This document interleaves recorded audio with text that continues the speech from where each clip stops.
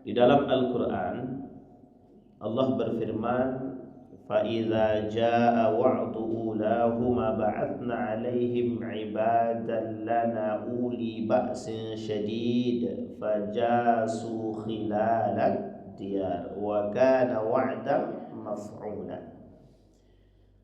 Kemudian ayat selanjutnya, ثُمَّ رَدَدْنَا لَكُمُ الْكَرَّةَ عَلَيْهِمْ وَأَمْدَدْنَاكُمْ بِأَمْوَالٍ وَبَنِينَ وَجَعَلْنَاكُمْ أَكْثَرَ نَفِيرًا. Hari-hari ini Bapak Ibu banyak sekali berita-berita tentang banyak hal, termasuk persoalan Persia, Iran, Amerika dalam perang sekarang. Amerika menyerang Iran, Iran menyerang Amerika. Begitu juga banyak sekali berita-berita tentang menunjukkan akan kekacauan dunia hari ini, termasuk persoalan-persoalan yang berkaitan dengan keadaan dunia. Kalau bahasa kemarin yang cepat-cepat beli minyak sebelum naik, kan begitu, takut kena embargo gitu ya. Ya, ini persoalan lain lah, terserah dan bagaimana. Yang jelas Bapak Ibu, di subuh hari ini saya ingin sekali mengajak Bapak Ibu semua untuk sedikit melirik kepada sejarah. Meskipun tidak terlalu banyak, tapi sedikit saja kita merujuk kepada sejarah dinasti Abbasiyah. Kita rujuk ke sejarah dinasti Abbasiyah. Bapak Ibu sekalian yang berbahagia, ini kalau kita kembalikan kepada perang saudara, dari awal kita runutkan sedikit sebelum kita sampai. Jadi Bapak Ibu, kita runutkan ke sejarah. Yang pertama, Nabi bilang al-khilafatu min ba'di 30 sana. Kepemimpinan setelahku itu 30 tahun, kata Nabi. Dimulai dari Abu Bakr Siddiq, Umar bin Al-Khattab, Utsman bin Affan, kemudian Ali bin Abi Thalib, dan terakhir anaknya Al-Hasan. Abu Bakr Siddiq lebih kurang 2 tahun. Umar bin Al-Khattab lebih kurang 10 tahun. Utsman bin Affan lebih kurang 12 tahun. Ali bin Abi Thalib sisanya bersama dengan anaknya Al-Hasan selama 7 bulan. Tak banyak Pak, cuma 7 bulan. Nabi bilang dalam hadisnya itu, ketika Nabi ngajak makan Abu Bakar dengan Umar dalam satu tempat, satu nampan. Itu dalam hadisnya begitu Pak. Jadi ketika diajak makan, cuma Utsman diajak tapi duduknya di sana, dia makan sendiri, tak jauh dari Nabi, tapi dia terpisah. Itu feeling Utsman udah gak enak itu, feelingnya. Kata Utsman, kelak yang banyak dapat fitnah ini mesti saya. Itu Utsman sendiri itu. Begitulah tajamnya mata hati seorang orang yang soleh itu. Kalau kita tengok kalau kita lihat karakter Utsman bin Affan, itu karakter yang sangat soleh Pak, sangat-sangat soleh. Dari sebelum dia masuk Islam sampai sudah masuk Islam, Utsman bin Affan itu terkenal dengan sangat dermawan sebelum Islam datang. Jadi 3 karakter bagus ketika itu di Makkah itu ada 3 orang pemuda yang punya karakter yang baik, lembut, lemah lembut, tidak keras. Kalau Umar bin Khattab kan dikenal ketegasannya, kerasnya, dari sebelum dia masuk Islam sampai setelah masuk Islam. Nah 3 karakter itu siapa? Baginda Nabi, Abu Bakr Siddiq, Utsman ibn Affan. Sebelum Islam datang, itu orang sudah kenal Pak pribadinya 3 orang ini. Baiknya, tutur katanya, sopan santunnya, dari sisi mananya, kabilahnya, nasibnya bagus, nasibnya pun bagus begitu. Saudagar semua, saudagar. Termasuk baginda Nabi Muhammad SAW. Nabi begitu juga mulia. Singkat cerita Bapak Ibu sekalian berbahagia, Utsman ibn Affan ini itu merasa ketika tidak diajak itu, dia sudah feeling dalam hati ini kayaknya bakal banyak dapat fitnah nih. Itu Nabi khususkan ada dalil sendiri Pak, hadisnya itu. Ketika Umar bin Khattab bersama para sahabat, begitu juga di dalamnya ada Huzaifah ibn al-Yaman. Ini memang hadis-hadis dari Huzaifah ini agak-agak mengerikan Pak. Hadis-hadis dari Huzaifah ini memang kebanyakan tentang akhir zaman, dosa, maksiat. Karena memang Huzaifah ibn al-Yaman ini itu selalu yang paling beda di antara yang lain. tapi orangnya sangat tawadhu sekali. Satu ketika pernah diminta oleh Umar bin Khattab untuk jadi gubernur. Itu dia datang pakai keledai sendiri, Pak. Datang pakai keledai sendiri, tidak ada pengawalan. Itu gubernur, Pak. Tidak pakai pengawalan. Kurus badannya, kurus. Pakainya biasa saja. Kalau kita bilang sekarang nih, compang-camping tidak, tapi tak nampak. Kayak pejabat itu tak nampak. Kalau sekarang kan jangankan gubernur ya kan, camat aja nampak kita. Oh ini camat, ini lurah, itu nampak gitu tuh. Kalau dulu tidak nampak ya Pak. Jadi ketika dia datang itu, jadi orang sedang menunggu nih, masyarakat sedang menunggu kedatangan gubernur baru yang baru diangkat oleh Umar bin Khattab. Itu datang dia pakai keledai sendiri, pakai pakaian yang biasa, sangat biasa, tak nampak kalau dia sebagai seorang pejabat. Itu jamaah masyarakatnya, dia datang tuh masyarakat no comment itu, biasa aja, dia lewat aja, seolah-olah tidak ada apa-apa. Tapi mereka masih nunggu dan nggak tahu kalau yang ditunggu itu sudah lewat gitu. Nggak tahu kalau yang ditunggu sudah lewat. Itulah Hudzaifah bin Yaman itu. Jadi ketika datang kemudian baru dibilang sama Umar bin Khattab, "Loh, di orangnya sudah lewat itu, sudah masuk di dalam, sudah sampai di dalam." Namanya Hudzaifah bin Yaman. Nah, apa kelebihan Hudzaifah di mata baginda Nabi? Kelebihan Hudzaifah bin Yaman ini di mata Nabi, ketika orang bertanya tentang ibadah, dia cuma bertanya satu ya, tentang dosa. Wa kuntu as'aluhu, kata dia. Orang tidak bertanya tentang itu, dia tanya tentang itu. Hadis-hadis akhir zaman juga banyak diriwayatkan oleh Hudzaifah bin Yaman. Jadi ketika orang, sampai Hudzaifah juga pernah bertanya tentang satu karakter yang paling dikhawatirkan Nabi selain daripada Dajjal di akhir zaman. Itu Hudzaifah yang tanya. Apa kata Nabi? Du'atun ila abwabi jahannam. Du'atun ila abwabi jahannam. Ulama su. Itu yang nanya Hudzaifah itu. Sampai sebegitunya. Dan orang dia tanya tentang dosa. Ya, singkat cerita Bapak Ibu, Hudzaifah bin Yaman bilang begini sama Nabi, wa kuntu as'alu. Dia selalu bertanya tentang dosa.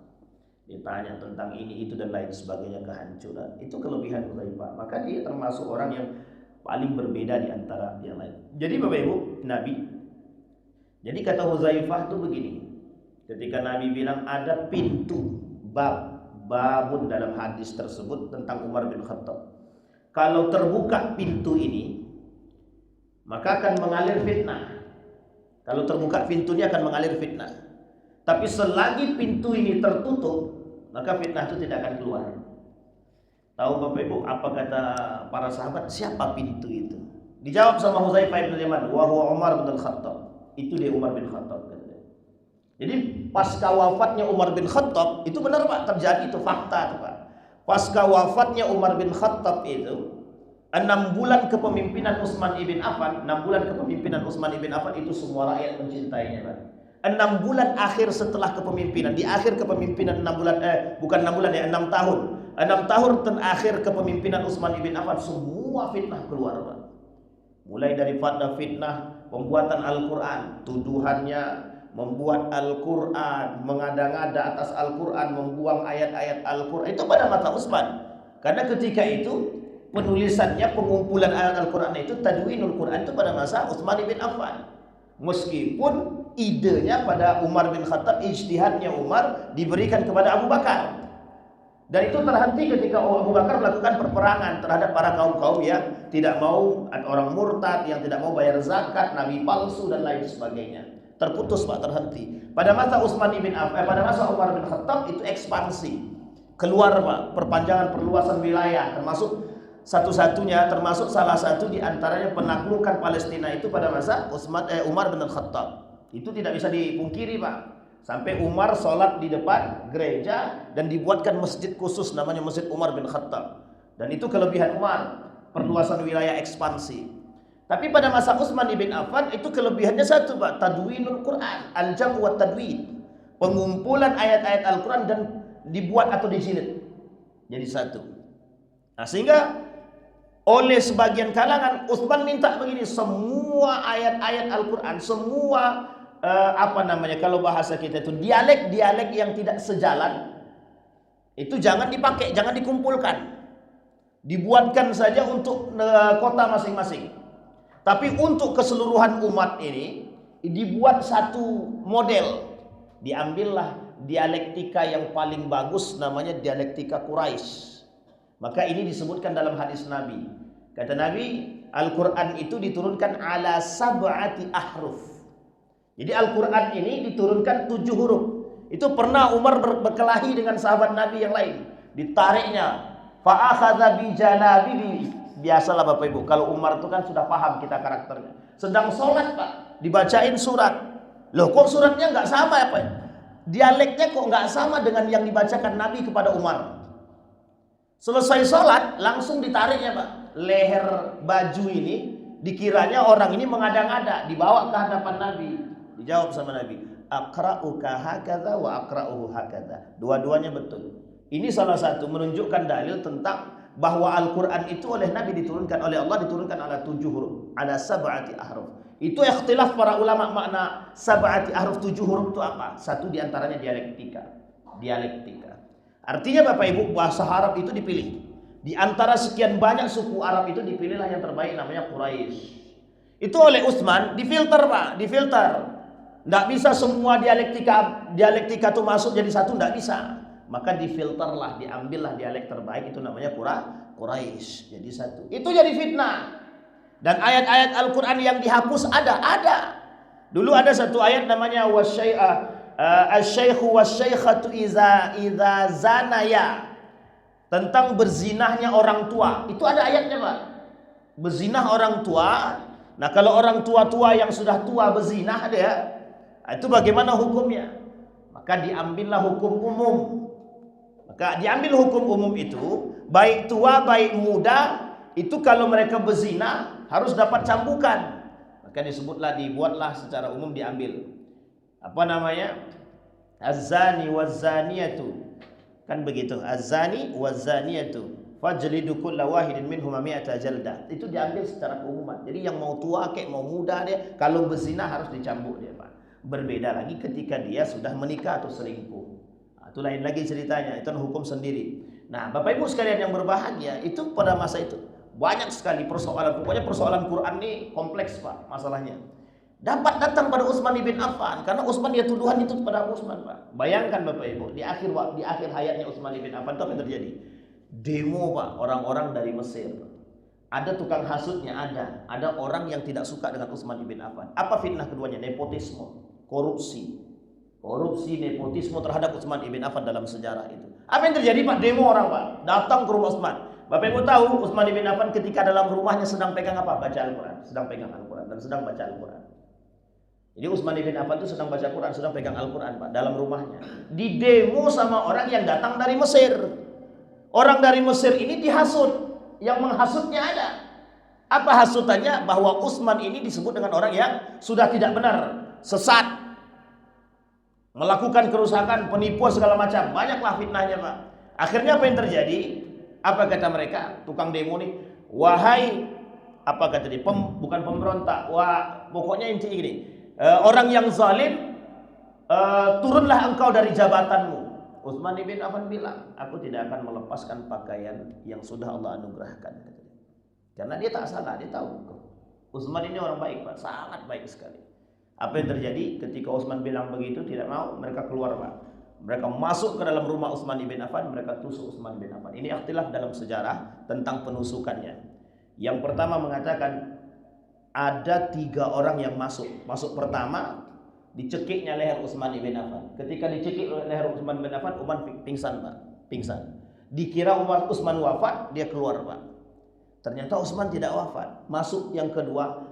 Masuk orang kedua ini Bapak Ibu, itu tusukan kepada Utsman bin Affan menggunakan kalimat Bismillahi Allahu Akbar. Bismillahi Allahu Akbar, aku serahkan jasad Utsman kepada engkau wahai Allah. Ditusuknya 6 kali Pak. 6 kali tusukan kepada Utsman bin Affan. Itu darah mengalir kena kepada Al-Qur'annya Pak, yang dipegang oleh Utsman bin Affan. Ini fitnah Pak, fitnah sangat besar sekali terhadap Utsman bin Affan. Dibantu oleh istrinya Pak. Ini sudah bersimbahkan darah nih Utsman bin Affan, keluar orang yang kedua tadi, datanglah istri Utsman bin Affan bersama ajudannya Pak. Kalau bahasa kita sekarang ini ajudan lah, atau sekretaris, terserah lah kan namanya. Dibantu Pak. Ketika dibantu, datang masuk orang yang ketiga. Masuk orang yang ketiga dibunuh oleh ajudannya Pak. Masuk orang yang keempat, itu tangan istrinya disayat Pak, tangan istrinya karena membantu Utsman ibn Affan, tangan istrinya dibantu, disayat Pak. Kalau dalam riwayat yang lain mengatakan diputus jari-jarinya Pak. Itu saking parahnya Pak pembunuh Utsman ibn Affan. Uniknya menggunakan Allahu Akbar Pak. Bismillah Allahu Akbar. Kami serahkan jasad ini kepada Allah. Itu fitnahnya. Makanya wafatnya Utsman ibn Affan itu termasuk yang paling sadis Pak setelah Al-Husain. Nanti yang paling sadis itu pada masa Al-Husain Pak. Kemudian pada masa Utsman ibn Affan, sadis sekali pembunuhan Utsman itu. Tidak ada ampun Pak, karena demonya ramai sekali. Mereka memberontak itu ramai sekali. Dari Mesir itu, hasutan demi hasutan. Apa yang terjadi akhirnya? Kata istrinya begini, sebelum wafat tuh istrinya sudah bilang begini, suruhlah para sahabat itu untuk menemani dia. Karena firasat nih Pak, firasat. Itu sudah mulai terasa. Suruh sahabat untuk datang ke situ untuk menemani dia. Tapi kata Utsman ibn Affan, enggak. Jangan gara-gara aku orang-orang bertikai. Begitulah seorang yang alim, yang saleh itu begitu. Akhirnya Utsman cuma pegang Al-Quran sampai wafat Pak. Jadi sampai wafatnya Utsman ibn Affan itu Al-Quran di tangannya, Al-Quran di tangan. Singkat cerita Bapak Ibu, itu Utsman mendapatkan fitnah, banyak sekali fitnah sampai terbunuh. Nah sampai terbunuh ini dilalah Ali baru tahu Pak. Ali itu baru tahu. Utsman wafat, Ali baru tahu. Baru datang setelah selesai, setelah para pembunuh ini, pemberontak ini semua pergi, Ali datang. Disinilah yang terjadi dan tersebar di mana-mana, termasuk di Damaskus. Damaskus itu Syam sekarang. Syam itu ada salah satu kota di Syam itu nanti namanya Damaskus. Salah satu negara. Di dalam negara itu kan ada dalam lingkaran tuh Syam itu. Ada Palestina, Yordania, Libanon, Syria dan lain sebagainya, termasuk salah satunya Damaskus. Nah, di kota Damaskus itu ada seorang gubernur. Nama gubernurnya Muawiyah ibn Abi Sufyan. Siapa dia Muawiyah ibn Abi Sufyan? Itu anaknya Abu Sufyan. Cucunya siapa? Yazid ibn Muawiyah. Abu Sufyan punya anak Muawiyah, Muawiyah punya anak namanya Yazid ibn Muawiyah. Siapa ibunya? Hindun. Siapa nama ibunya? Hindun. Nah, ini kalau kita runut sejarah begitu deh. Nah, singkat cerita Bapak Ibu sekalian yang berbahagia, setelah wafat datanglah Ali bin Abi Thalib. Nah, disinilah awal mula perang saudara Pak, perang saudara sesama Muslim. Apa yang terjadi? Dituntutlah Ali ini karena Utsman sudah meninggal. Ali diangkat oleh sahabat Nabi yang ada di Madinah ketika itu, diangkat menjadi khalifah karena hasil musyawarah para sahabat. Di antara sekian banyak itu ada satu yang tidak mau berbaiat kepada Ali bin Abi Thalib, Muawiyah ibn Abi Sufyan. Sampai Ali bilang ini Muawiyah ini pengkhianat ini gitu. Tapi ini dalam perbincangan mereka ya Bapak Ibu ya, karena tidak mau berbaiat. Benar apa tidaknya Muawiyah berkhianat, wallahu a'lam. Muawiyah sebenarnya bukan tidak mau berbaiat. Kata Muawiyah, aku mau berbaiat sampai Ali menemukan pembunuh daripada Utsman ibn Affan.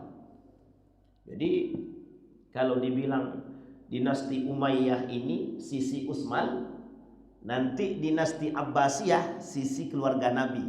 Nah, ini poin pentingnya Pak yang harus dipahami dulu. Dinasti Umayyah itu sisinya Utsman, termasuk nanti di sini adalah istri baginda Nabi Muhammad SAW, Aisyah. Jadi Bapak Ibu termasuk salah satunya yang tidak percaya, yang bukan tidak percaya, yang kurang respek, kurang percaya itu adalah Aisyah terhadap Ali bin Abi Thalib. Maka terjadilah perang Pak. Sesuai dengan perkataan Nabi. Kata Nabi kepada Ali bin Abi Thalib, Ali nanti engkau akan bertikai dengan siapa? Ummul Mukminin. Apa kata Ali? Kalau gitu celakalah diriku, kata dia. Kata Nabi tidak, nanti engkau akan menang atas dirinya, kata Nabi.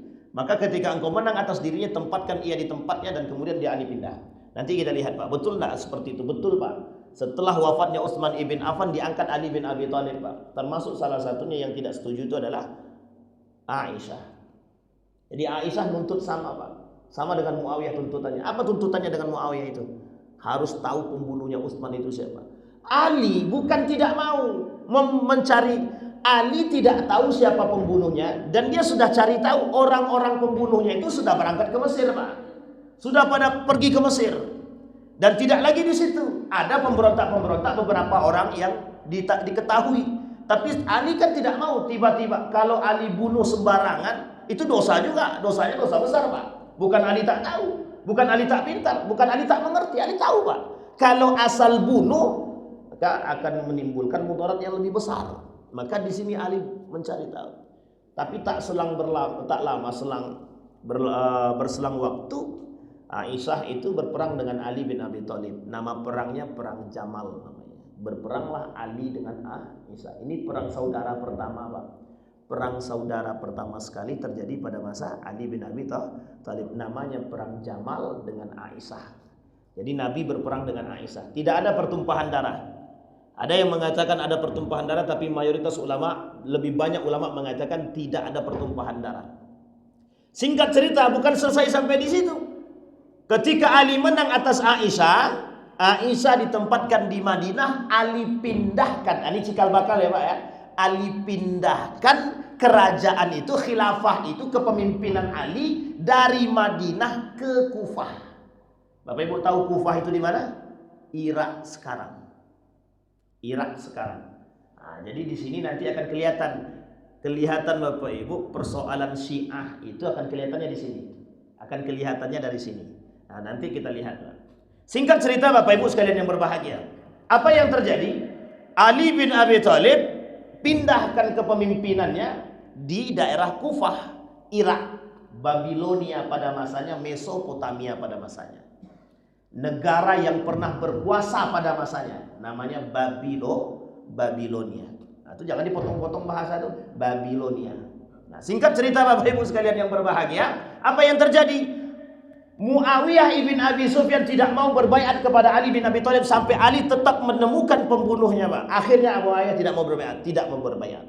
Terjadilah perang antara Ali dengan Muawiyah.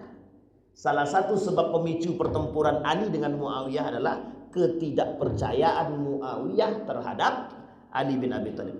Dalam riwayat, meskipun ini tidak boleh dijadikan sandaran secara mutlak, tapi di dalam riwayat sejarah itu dikenal bahwa Muawiyah itu dikenal yang suka menjelek-jelekkan Ali di Syam.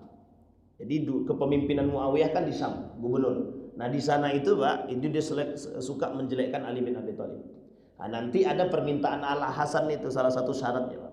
Singkat cerita Bapak Ibu, terjadilah pertempuran antara Ali dengan Muawiyah. Nama perangnya perang Siffin. Ini singkat aja, perang Siffin. Dalam perang Siffin ini Bapak Ibu, 25.000 terbunuh dari Ali bin Abi Thalib, 45.000 terbunuh dari sisi Muawiyah.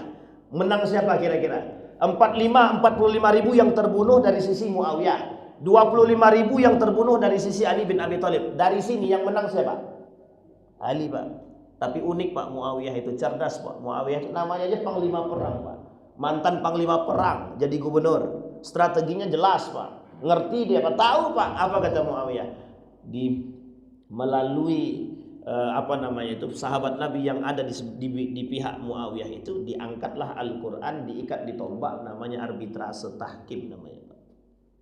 Diambillah hukum, diambillah perdamaian, namanya arbitrase at-tahkim itu. Disepakati oleh sahabat-sahabat Nabi. Salah satu yang diutus adalah Abu Musa al-Ash'ari. Abu Musa al-Ash'ari. Uniknya Pak, terjadi perjanjian, kesepakatan. Ali tidak menyepakati. Ingat kalimat itu Pak. Ali dalam sejarah, dalam catatan disampaikan bahwa Ali tidak menyepakati perjanjian itu. Didesaklah oleh sebagian kalangan dari sisi Ali bin Abi Thalib, termasuk orang-orang Kufah. Begitu juga kemudian oleh salah seorang sahabat Nabi untuk menyepakati perjanjian tersebut. Dengan terpaksa Ali menyetujui. Dengan terpaksa Ali menyetujui perdamaian tersebut. Apa yang terjadi? Muawiyah balik ke Syam, Damaskus. Ali bin Abi Thalib balik ke Kufah. Di tengah perjalanan pulang, disinilah Pak lahir kelompok yang disebut dengan Khawarij. Nah, ini cikal bakal Khawarij. Jadi pada masa Ali ini memang banyak aliran sesat itu Pak. Tiga aliran sesat itu muncul sekaligus. Yang pertama Khawarij, yang kedua Syiah, yang ketiga Murji'ah. Jadi nampak pertikaian antara Khawarij, Ali bin Abi Thalib, Muawiyah dengan kelompok pencinta Ali Syiah tadi. Datang kelompok yang ingin mendamaikan, namanya Murji'ah. Jadi kelompok Murji'ah ini sesat juga dia sebenarnya, sesat. Yang tidak mengakui dosa besar itu adalah dosa besar. dan bisa dibersihkan tergantung hati. Nah, ini kelompok selanjutnya. Dan ini masuk dalam aliran sesat, masuk juga dalam aliran politik dalam Islam itu. Singkat cerita Bapak Ibu, terjadi perpetikaian. Sampai Nabi di Kufah, orang yang keluar dari barisan Ali ini mereka pergi di sekitar pesisir-pesisir Kufah. Mereka mengatakan bahwa Ali kafir, Aisyah kafir, Muawiyah kafir. Pokoknya semua sahabat Nabi yang menyetujui perbuatan tahkim tadi dikafirkan sama mereka. Padahal yang menyetujui, yang memaksa Ali, mereka yang keluar dari barisan Ali tadi. Nah, jadi yang termasuk mereka yang memfitnah itu, mereka yang mengkafirkan Ali itu adalah mereka yang menyetujui dan memaksa Ali untuk menyetujui.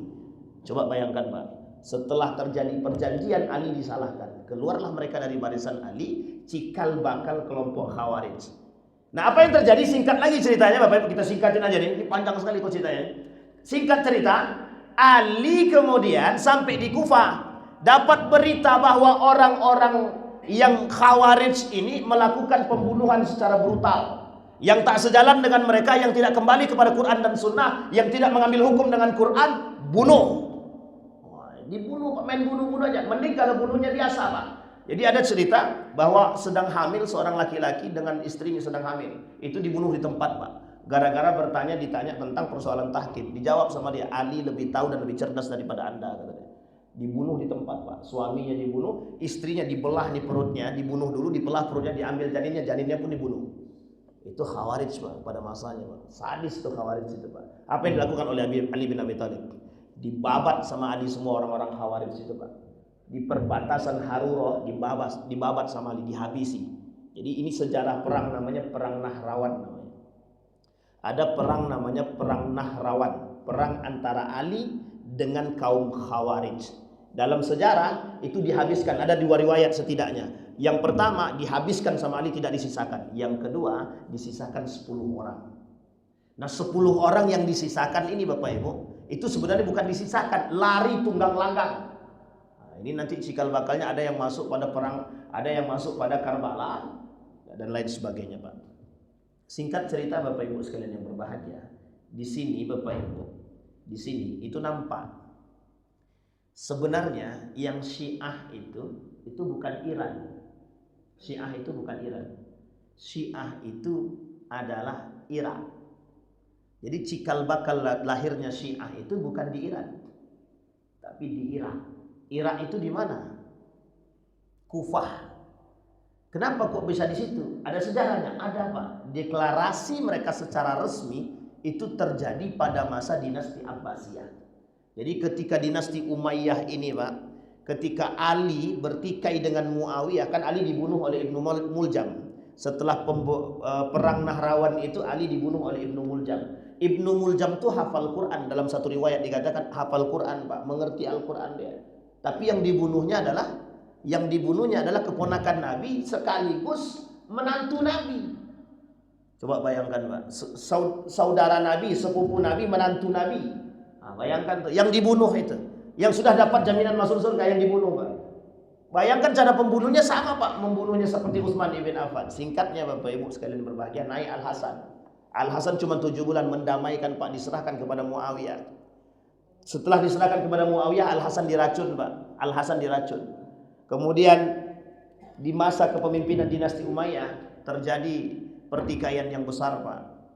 Disinilah Bapak Ibu, setelah itu turunlah dari Muawiyah ke anaknya namanya Yazid ibn Muawiyah. Di masa Yazid ibn Muawiyah inilah kejadian yang sangat menyedihkan bagi kita, terbunuhnya Al-Husain di Karbala. Di mana Karbala itu Pak? Perbatasan. Di perbatasan Pak, daerah perbatasan Kufah. Itu dari Mekah Al-Husain datang menuju Kufah untuk membantu masyarakat Kufah yang menyurati Al-Husain ingin memberontak kepada Yazid ibn Muawiyah. Karena Yazid ibn Muawiyah ini zalim. Apa yang terjadi Pak? Sampai di perbatasan Kufah itu yang disebut dengan Karbala itu, sampai di perbatasan dulu digiringlah Al-Husain ini ke Karbala, tanah Karbala. Di tanah Karbala inilah dihabisi Pak. Siapa yang pengkhianatnya Pak? Pengkhianatnya siapa? Kufah. Penduduk-penduduk Kufah itu berkhianat kepada Al-Hasan, berkhianat kepada Ali, berkhianat kepada Al-Husain. Sekarang kita lihat, Nabi pernah bilang begini dalam hadisnya, ketika nanti akan muncul panji Islam dari Irak, dari Irak. Kata Nabi, kalian jangan bergabung bersama mereka.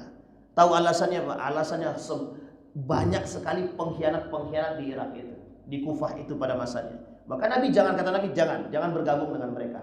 Yang kedua, akan muncul panji Islam dari Yaman, kata Nabi. Akan muncul panji Islam dari Yaman. Nabi juga melarang untuk tidak bergabung bersama mereka, Pak. Sebenarnya bukan tidak boleh bergabung dengan Yaman ini, bukan. Ada alasannya, ada. Apa alasannya? Alasannya satu saja. Orang Yaman ini selalu berpihak kepada kebenaran, cuma jumlahnya tidak banyak. Kekuatannya terbatas. Maka kata Nabi, bergabunglah bersama jika datang panji Islam dari Syam. Nah, ini yang sekarang ini menjadi perdebatan para ulama dan perdebatan di kalangan dunia Pak hari ini.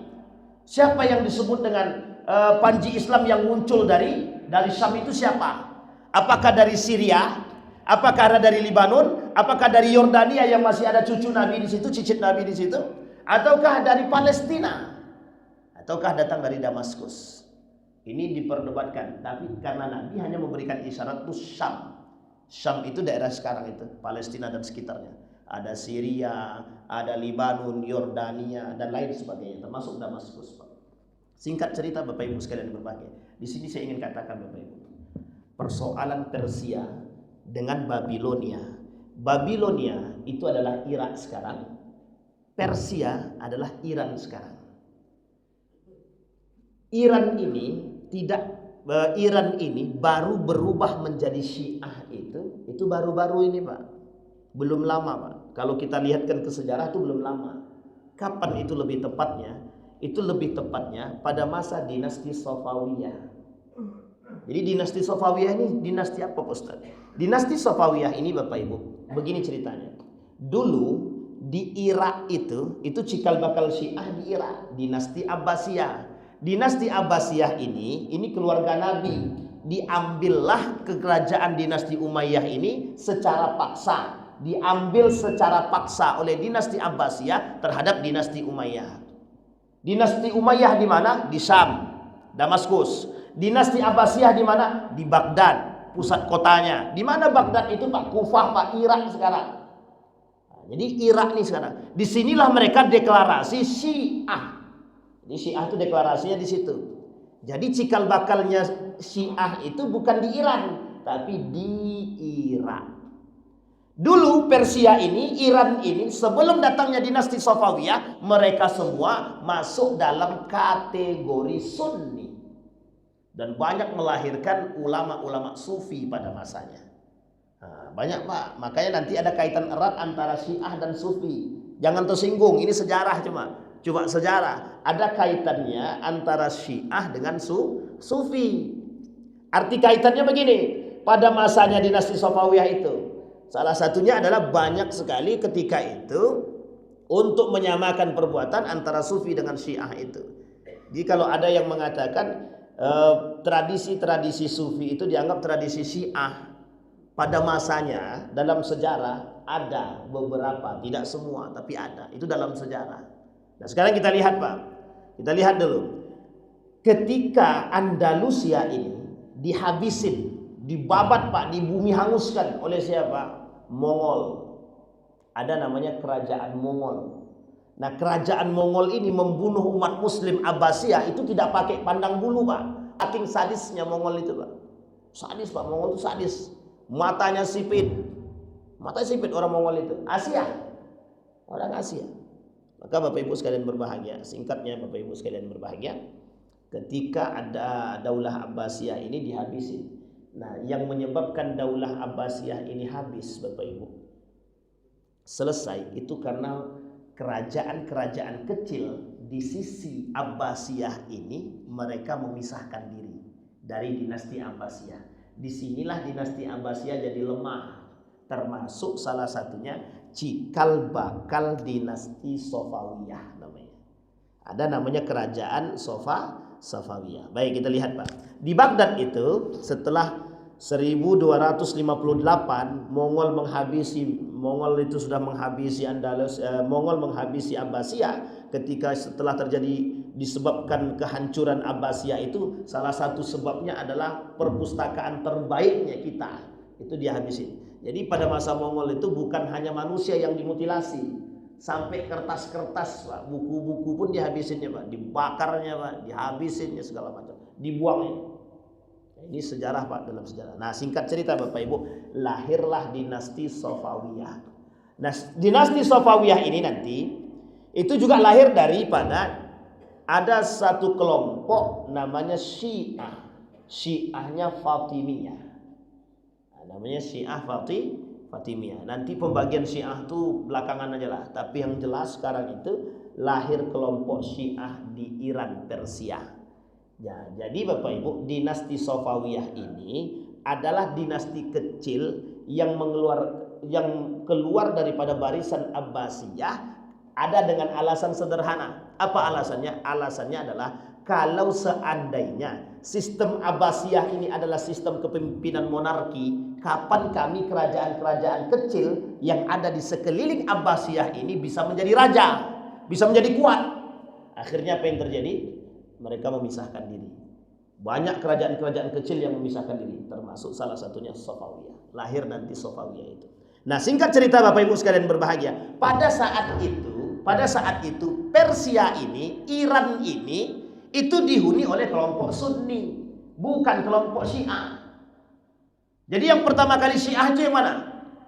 Yang pertama kali Syiah Irak, bukan Iran, Irak. Jadi singkat cerita, setelah dari Irak, Bapak Ibu, Irak itu adalah cikal bakal Abbasiyah tadi. Nah, kemudian lahirlah di sini dinasti Safawiyah. Dinasti Safawiyah ini berasal daripada dinasti Fatimiyah, Syiah Fatimiyah, yang mereka sudah deklarasi Syiah pada masa Abbasiyah. Singkat cerita, oleh orang-orang yang ada di kerajaan dinasti, kebetulan dinasti Safawiyah ini adalah bagian daripada keluarga orang-orang Syiah. Diambil alihlah kerajaan ini, dibuanglah semua orang-orang Sunni. Bisa dipahami Bapak Ibu ya? Dibuang semua orang-orang Sunni. Ketika dibuang orang-orang Sunni ini, dimasukkanlah pemahaman mereka. Nama pemahamannya Syiah. Bisa dipahami Bapak Ibu ya? Tapi ketika itu belum lahir yang disebut dengan Rafidah. Belum lahir namanya Syiah Rafidah. Tapi antek-antek Rafidahnya sudah muncul. Pemberontak-pemberontaknya sudah muncul. Disinilah cikal bakal yang disebut dengan Syiah di daerah Iran. Nah, tepatnya pada masa dinasti Safawiyah. Pertanyaannya,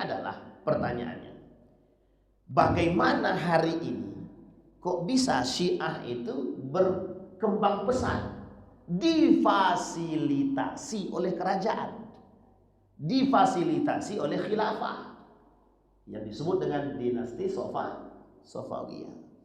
Pertanyaannya adalah, apakah dinasti Safawiyah ini baik kepada Sunni? Mohon maaf Pak, kalau dalam sejarah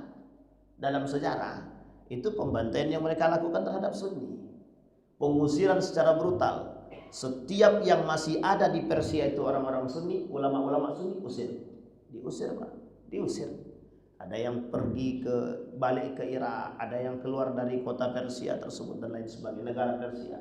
Banyak yang tersebar di mana-mana, termasuk salah satunya Nusantara. Nah, Nusantara itu mana? Indonesia, Asia Tenggara. Siap di mana saja, ada ke Malaysia. Tapi apakah ada ulama itu sampai ke Malaysia? Wallahu a'lam. Itu bisa dilihat dalam literatur sejarah masuknya Islam ke Nusantara. Bisa dipahami Bapak Ibu ya. Jadi ada pengaruhnya, ada. Baik, sekarang kita lihat Bapak Ibu. Betulkah orang-orang Syiah ini menjadi raja, menjadi kuasa di Iran itu pada masa dinasti Safawiyah? Sangat betul sekali Pak. Sangat betul sekali. Dan perbuatan-perbuatan orang Syiah di sini Pak dimulai semua. Termasuklah salah satunya adalah persoalan-persoalan karomah dan lain sebagainya. Jadi ini persoalan lama dalam sejarah. Baik. Nah, sekarang pertanyaannya, berarti Syiah di Iran itu baru Pak, baru sangat. Kalau kita melihat sejarahnya baru. Nah, nanti barulah muncul namanya persoalan revolusi Iran, Reza Pahlavi dan lain sebagainya, sampai perubahan nama dari Persia ke Iran. Dari Persia ke Iran itu berubah nama. Bagaimana sejarah perubahan namanya dari Persia ke Iran? Salah satunya adalah ada masyarakat penduduk asli Persia yang masuk ke dalam Islam dan kemudian mereka mohon maaf beragamakan Syiah. Nah, ini nanti cikal bakal daripada keluarganya Bashar Assad, Pak. Masih ada keluarga cikal bakal keluarga Bashar Assad juga. Dan sebenarnya kompleks persoalannya, Pak. Singkat cerita, artinya Bapak Ibu, singkat ceritanya saja. Singkat cerita, setelah persoalan Persia tadi oleh penduduk asli pribumi itu namanya Aryan. Mereka penduduk asli pribumi itu namanya Aryan. Nah, dari kalimat inilah kemudian mereka berubah nama Persia itu menjadi Iran. Bisa dipahami ya? Iran. Jadi dari Persia, dulu Persia namanya. Oleh masyarakat asli pribumi dirubah namanya dari Persia karena penduduk asli itu namanya Arya, maka dirubahlah dari Persia menuju bahasa mereka, penduduk mereka Iran. Itu diambil dari kalimat mereka sendiri, penduduk asli pribumi Persia menurut mereka, yang mohon maaf ketika itu mereka masih menyembah api Majusi, Zoroaster. Nah, setelah datang dinasti Safawiyah, sebelum dinasti Safawiyah itu sudah dirubah, Islam masuk meskipun sebagian, tapi sebagian kecil masih ada yang menyembah api. Nah, singkat cerita Bapak Ibu sekalian berbahagia, itu sampailah ke bawah.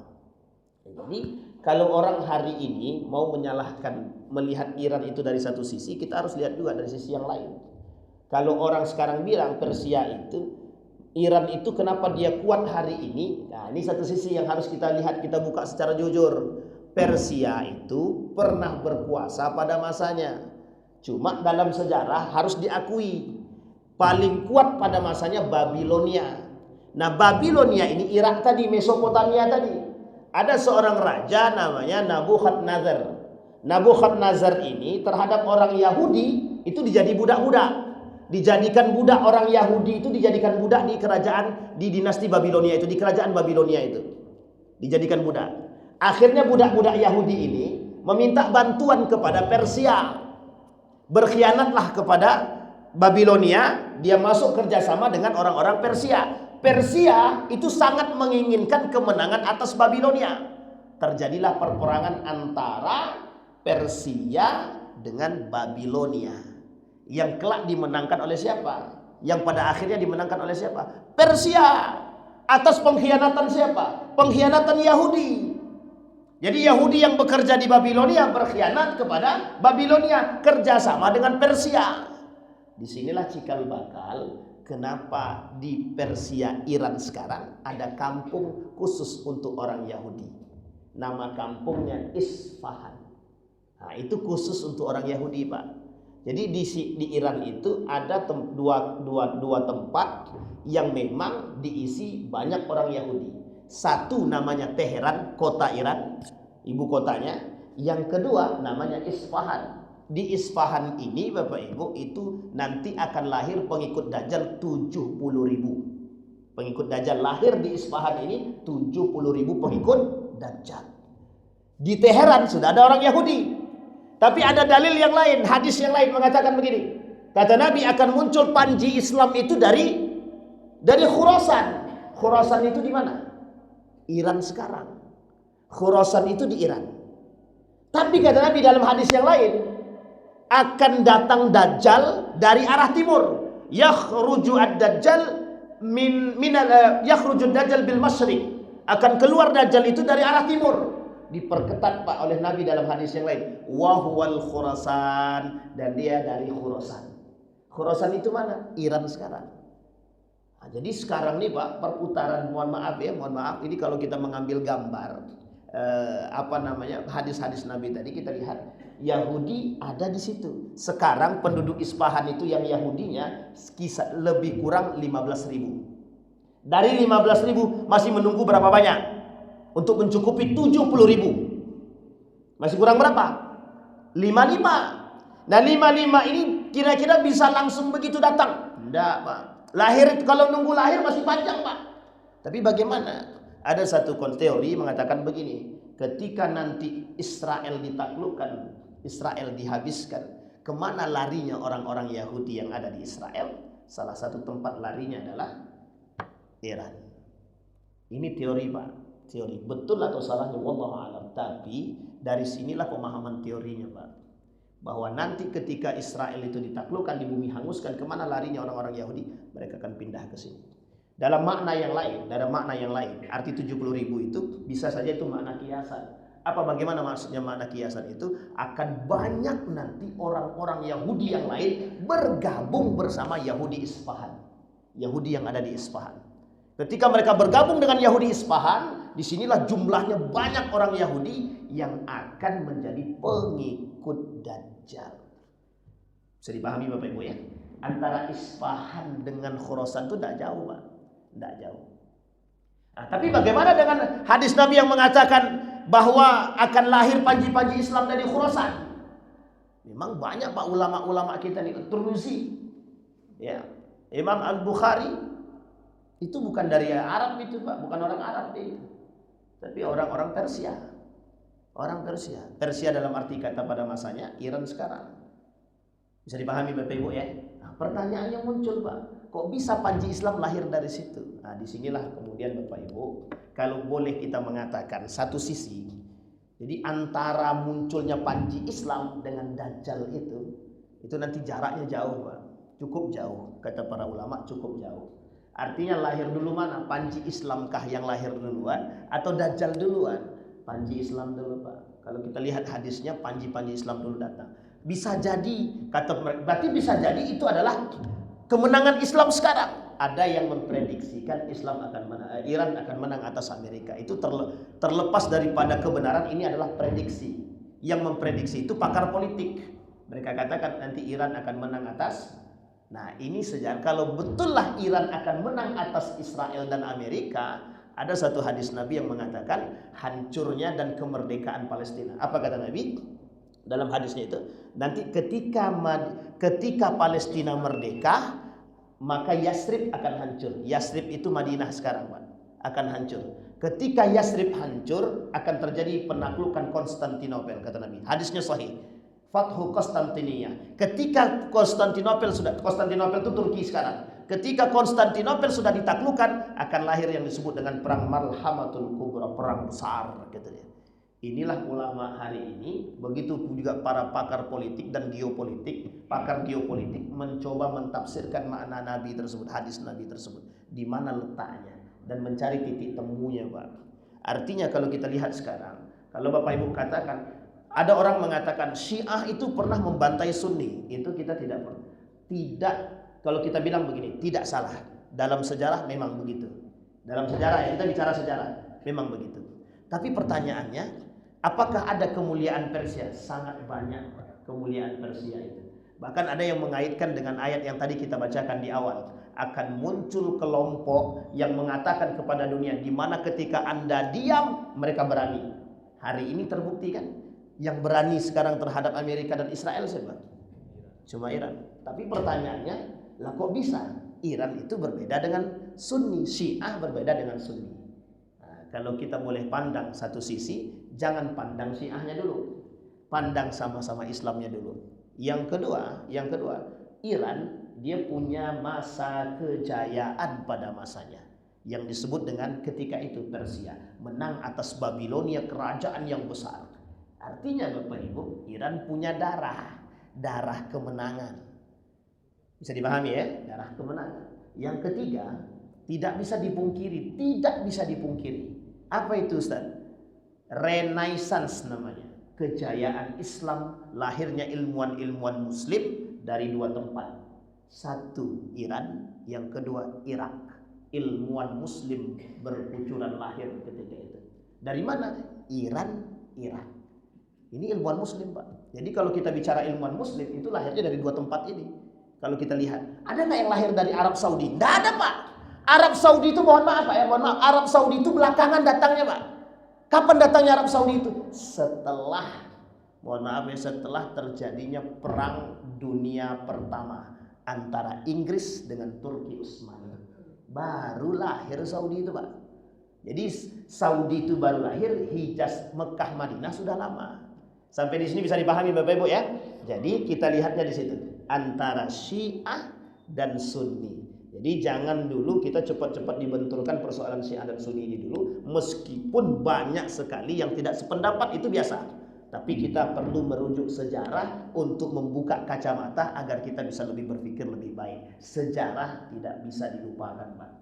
Jadi itu poin penting. Nah, terserah selanjutnya Bapak Ibu mau ambil sikap seperti apa. Kalau saya boleh mengatakan sikap kita hari ini adalah sejauh ada kelompok yang mengedepankan kepentingan Palestina, kita dukung, sekalipun kafir, sekalipun negara kafir. Kalau dia mementingkan kepentingan Palestina, memperjuangkan Palestina, berarti kita perlu bantu mereka. Palestina sekalipun negeri kafir. Tapi sekalipun dia negeri muslim, tapi memusuhi Palestina, kita musuhi, Pak. Karena Palestina itu bukan persoalannya muslim, bukan persoalannya kafir, Pak. Palestina itu kita. Palestina itu kita. Palestina itu kita. Kita itu siapa, Ustaz? Semua umat muslim di muka bumi ini bertanggung jawab persoalan Palestina. Bertanggung jawab, berkewajiban mempertanggungjawabkan persoalan Palestina.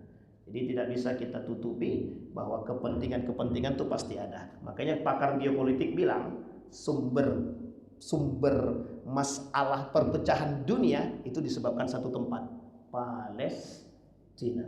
Terlepas daripada itu, mudah-mudahan kita selalu berpihak kepada yang benar, dan kita berharap nih kacamata para muslim, negara-negara muslim di dunia ini, mereka terbuka jelas bahwa mereka dimanfaatkan oleh Amerika. Akhirnya mereka mau bersatu. Kita tunggu, Pak. Sudah ada mandat-mandatnya, sudah ada bau-baunya, kebencian-kebencian terhadap Amerika mulai terasa. Mudah-mudahan mereka sadar, dan para ulama-ulama kita juga sadar untuk membela yang benar, bukan membela yang kafir ataupun musuh. Mudah-mudahan ada manfaat bagi kita semua. A'udzubillahi minasyaitonirrajim. Bismillahirrahmanirrahim. Hamdas syakirina hamdan na'imin. Hamdan yuwafi ni'amahu wa yukafi'u mazidah, ya Rabbana lakal hamdu kama yanbaghi li jalali wajhikal karim wa azim sultanik. Allahumma faqihna fid din wa alimna ta'wil. Allahumma ighfir lana dhunubana wa dhunuba walidina warhamhuma kama rabbayana shighara. Allahumma arina al-haqqa haqqan warzuqna ittiba'ahu wa arina al-batila batila warzuqna ijtinabah. Allahumma inna nas'aluka khaira hadzal makan wa khaira ma fihi wa khaira ahli, wa na'udzubika min syarri hadzal makan wa syarri ma fihi wa syarri ahli. Allahumma akhtimna bis salihin. Allahumma ansur man nasara dina wa khudhul man khadhal muslimin. Allahumma ansur ikhwanana al-mujahidin fi Palestin wa fi Gaza wa fi kulli makan. Allahumma dammiril yahud ahlikil kafarata wal mubtadi'ata wal musyrikin a'da'aka a'da'ad din. Rabbana atina fid dunya hasanah wa fil akhirati hasanah wa qina adzaban nar. Walhamdulillahi rabbil alamin. Assalamualaikum warahmatullahi wabarakatuh.